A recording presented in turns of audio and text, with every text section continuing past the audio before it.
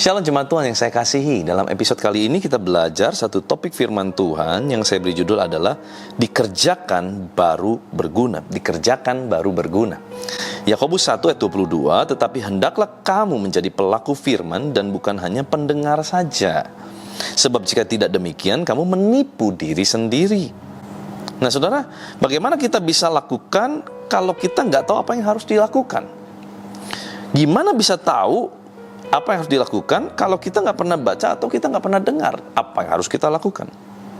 Tetapi kalau cuma baca, dengar, tahu juga percuma, karena firman adalah untuk dilakukan, gitu saudara ya.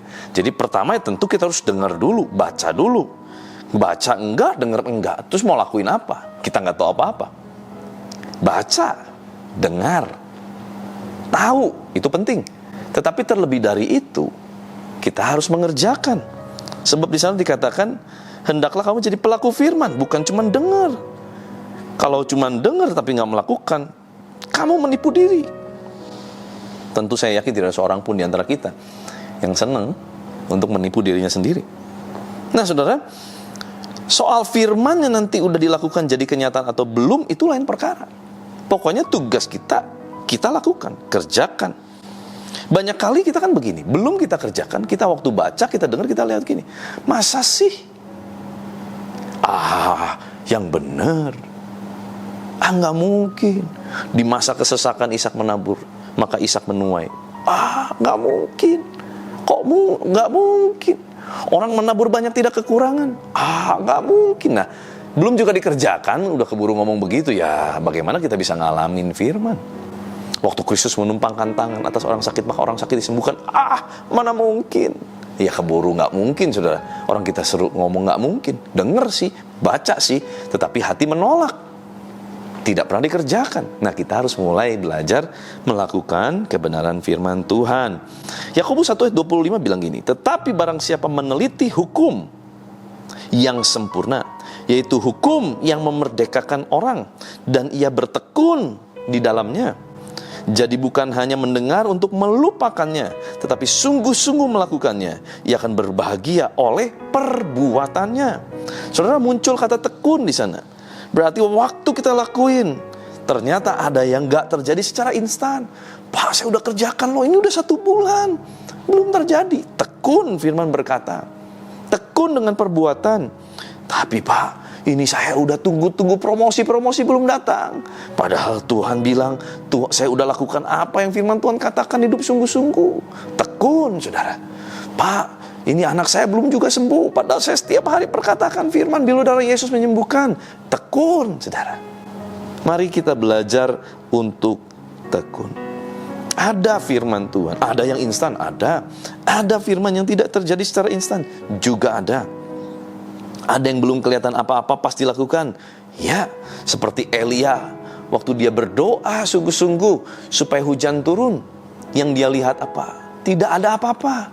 Dia tunggu lagi, tidak ada apa-apa, baru hanya segumpal awan kecil setelapak tangan. Tetapi perlahan itu menjadi sebuah kepastian. Ada masa tunggu. Waktu kita belajar tekun, tentu ada masa tunggu. Tekun juga artinya melakukan hal yang sama berulang-ulang, berdoa lagi dan lagi. Karena punya sebuah keyakinan apa yang dia sedang kerjakan adalah sesuai dengan kehendak dan perintah Tuhan. Saudara, nanti juga kita akan tahu apa hasilnya begitu kita menjadi pelaku firman.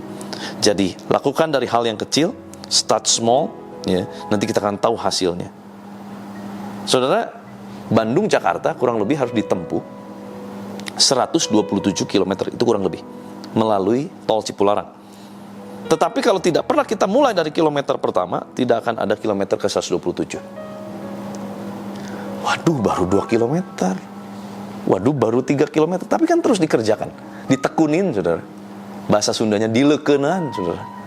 Dan kita lihat satu titik, wah udah kilometer 97, wah udah kilometer 100, wah udah terus maju.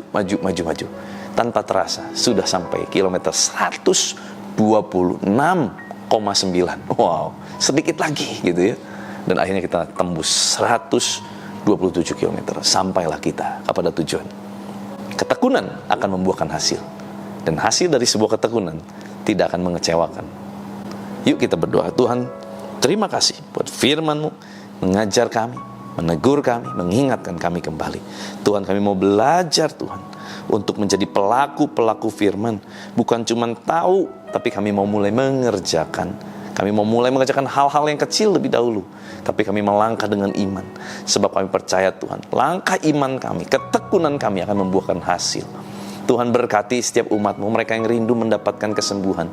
Tuhan, biarlah buah ketekunan mereka membuat mereka mendapatkan kesembuhan yang ilahi.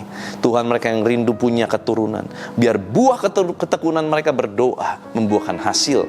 Maka ada keturunan ilahi yang Tuhan berikan dalam keluarga-keluarga.